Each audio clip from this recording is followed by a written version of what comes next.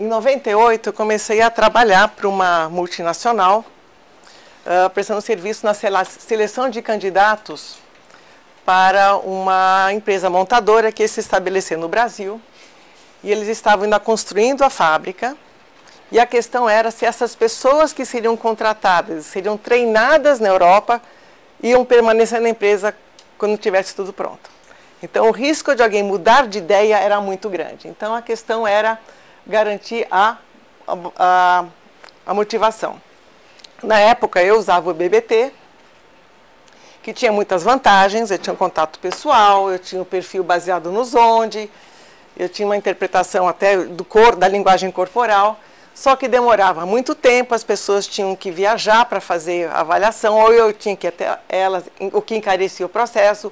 Tinha o risco de estrada, porque algumas pessoas vinham de Betim, de Curitiba, e os resultados foram muito positivos, mas tinham esse aspecto cansativo. Eu só conseguia fazer 5 avaliações por dia e eu estava exausta no final do dia. Mas como o BBT foi um teste para adolescente, e não tinha sido previsto para adulto, eu fui levar a minha experiência com BBT em adultos para o Congresso de Zonde. E aqui está o congresso onde eu encontrei o Rolf e a mulher, conheci eles lá.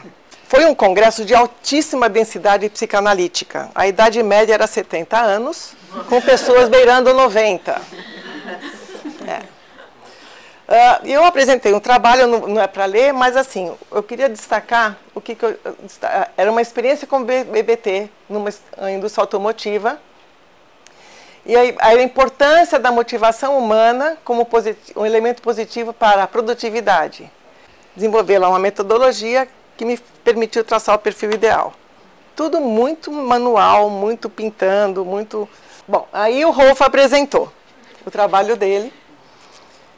E eu devo dizer, falei, o que o engenheiro está fazendo aqui?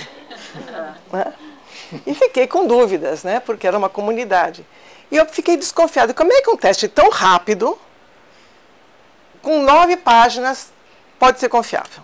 Ele mandou para todo mundo o link e eu, passei simpática, fiz o teste. Quando eu vi o resultado, eu falei, uau, achei o que eu estava procurando. Aí está de novo o nosso perfil, né? Aí quando eu me interessei em traduzir o teste, eu falei assim, olha, antes de nós começarmos a cooperar, eu vou te mandar o meu perfil, né, porque a gente precisa se conhecer. Aí ele mandou assim, bom, eu vou te cutucar com a minha força e você vai, e eu vou te estressar com a minha estrutura, né? E ele fez assim, olha, tem que ser franco, é um assunto por e-mail, e isso com fax, isso foi em idos de 99, 2000. Bom, aí em 2000 comecei a traduzir para o português, revisamos alguns termos, fui visitá-lo para discutir, por exemplo, o termo para fator imaginação era fantasia, não dá para colocar fantasia no Brasil, é carnaval. Aí, imaginação, e era relacionamento lá atrás, e as pessoas misturavam o conceito com contatos. Então ficou sensibilidade, que está mais perto do que significa. O livro foi traduzido, foi feita toda a pilotagem na montadora, né? Foi um momento muito arriscado, porque eles tinham uma equipe que era a melhor do mundo nessa montadora, e o coordenador ia ser destacado e ia para a Europa. Então eles precisavam repor esse coordenador dessa equipe, e não queriam desbalancear a equipe. Aí essa pessoa, o candidato veio, fez o BBT comigo, e eu propus da equipe fazer o Human Guide de lá. E aí eu ia fazer o match. Aí eu fui até lá e encontrei essa equipe que eu nunca tinha visto. Foi um momento assim muito tenso. E apresentei o resultado e algum deles falou assim, você tem uma câmera indiscreta aqui? Minha mulher vai adorar ler o que você está falando. Aí começou, a gente fez muito trabalho lá e foi muito importante a cooperação dessa empresa na pilotagem do instrumento. Quando estava quase tudo pronto, a resolução do Conselho em 2003. Aí não dava para colocar o Human Guide na rua sem atender ao que foi exigido pelo SATEPSE. Tá? Então, essa resolução, ela regulamentou a elaboração e a comercialização de instrumentos de avaliação psicológica. Eu não vou entrar em detalhe, mas eu queria só destacar o que precisava fazer. Eu precisava de uma fundamentação teórica, eu precisava de evidências de validade e precisão, e eu precisava compilar informações em um manual. Eu tinha um aspecto científico, técnico, toda a literatura científica, tudo isso, lógico, que eu não tinha feito. Eu tinha feito empiricamente, eu estava segura, mas eu não conseguia, não tinha o suficiente para atender o que o SATEPS. Isso motivou, então, um estudo de validade e precisão, lá na Universidade de São Francisco, onde estavam grande parte da equipe do SATEPS. Daí nós fizemos uma revisão dos itens originais. Por quê? Porque se todo mundo escolhesse um item, ele não ia discriminar. Então eles tinham que ter uma variância de pelo menos 73%. Pelo menos alguém ia dizer, não, eu não gosto. E se todo mundo rejeita um item, ele também não discrimina. Então nós trocamos vários itens. Entraram nessa estudo em 23 empresas e 815 respondentes. Foi um desafio absurdo. Primeiro, porque foi o primeiro teste de personalidade totalmente online no Brasil. Segundo, construído numa teoria psicanalítica, pouco conhecida. Terceiro, o formato dos testes, que é a escolha forçada, não tem nenhum teste nesse formato, ele dá os resultados que são os ipsativos, eu não vou entrar nisso, mas que não existe literatura sobre isso. Então, se você aplica todos os critérios paramétricos normativos, você não vai conseguir um resultado adequado. Então, se desconhecia as implicações estatísticas, esses senhores da universidade desconheciam, a comunidade psicométrica brasileira desconhecia, e eu não era ninguém. Quem era eu? Mas nós conseguimos lidar com o orgulho acadêmico. Acho que esse foi o maior desafio, porque eu não sou da academia, né? E foi um desafio. Então, aí foi concluído em 2007, né, 2 anos depois, com o Cláudio Capitão, a foto que o Rolf mostrou. 2 pessoas muito importantes na área fizeram parte da banca e atestaram. E o Rolf deu várias palestras para a comunidade acadêmica. Nessa época ele veio prestigiar a conclusão do estudo. Aí, em 2007, a elaboração do manual técnico foi submetido ao CFP 2008. Vários questionamentos por conta dessas questões estatísticas foram feitas. Foi retomado o estudo com teste e reteste.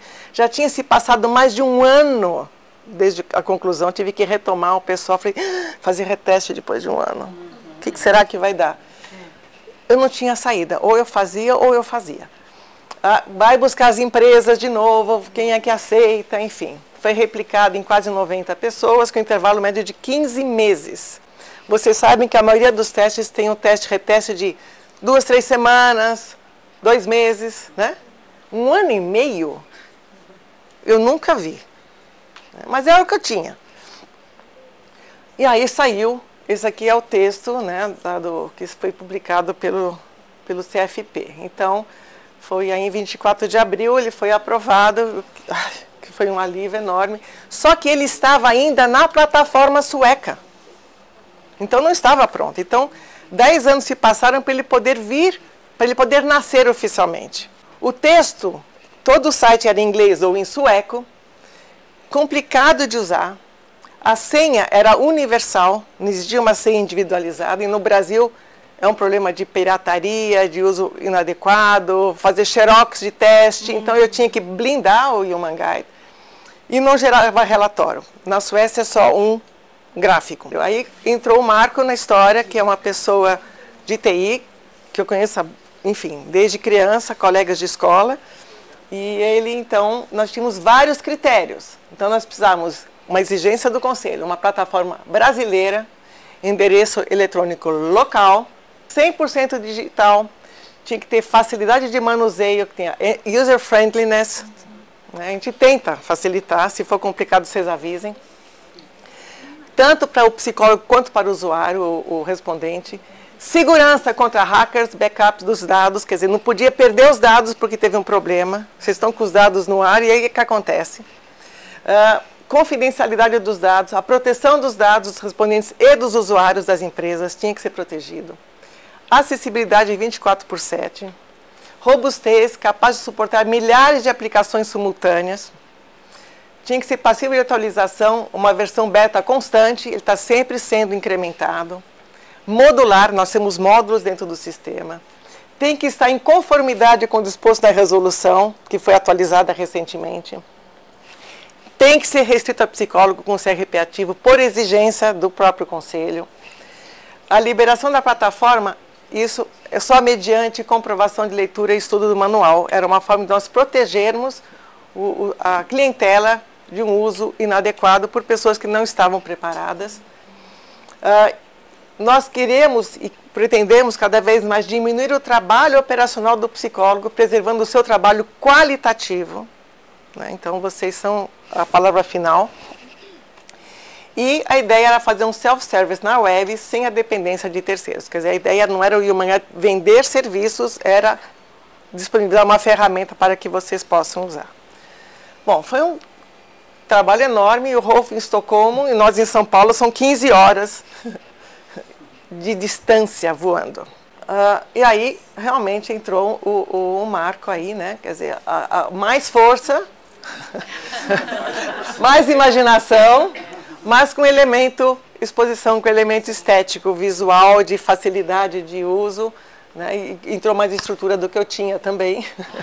E aí os dois se conheceram, trabalharam, mergulharam. Aí eu acho que eu quase sobrei na história, eles ficavam lá discutindo intensamente. Aí essa foi a primeira versão, quando ele saiu em 2010. A segunda versão. E agora nós estamos com a terceira versão, né? E em breve mais uma, né, Marco? Já, já. Totalmente nova.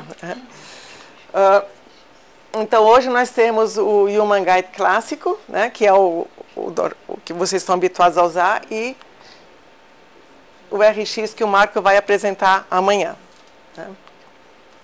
Então, alguns dados de usuários. Nós temos aqui onde está a maior concentração, aqui no eixo São Paulo, mas nós temos algumas áreas de maior uso, né? Nós temos, assim, incrível, no norte, né? Aqui no Ceará, né? Mato Grosso, Brasília, né? E São Paulo, lógico, o sul, mas a gente vê que nós já estamos, nós não somos globais, mas nós já estamos entrando na Amazônia. Né? Os testes, o perfil pessoal é de longe o mais utilizado, nós temos 500 mil. Então, o que a gente vê? Que os recursos auxiliares mais empregados é o perfil ideal, lógico, daí tem o match com os candidatos, o relatório sinergia dual, que vai dar origem ao duo, que deu origem ao duo, que é uma versão mais ágil, e o relatório de grupo. Existe muito pouco uso da sinergia ocupacional, que tem a ver com o Passion Index, que ele vai falar hoje.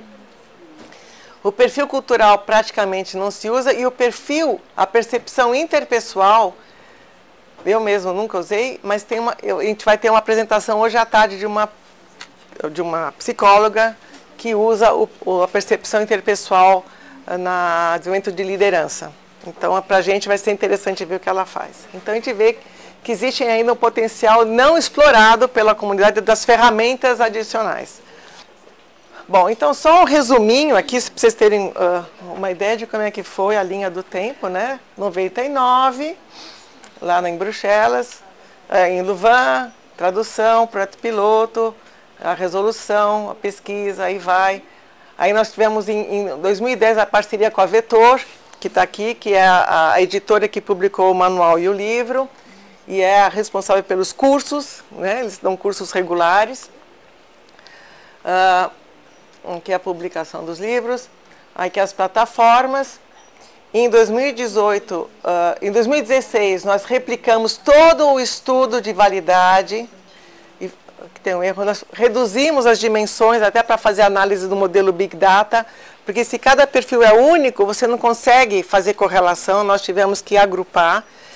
Foi assim um trabalho penoso, mas que resultou naquele relatório compacto, que ele não tem a mesma precisão, nem pretende que o perfil analítico, mas eu brinco, ele diz se a pessoa é verde, se ele é azul ou se é vermelha.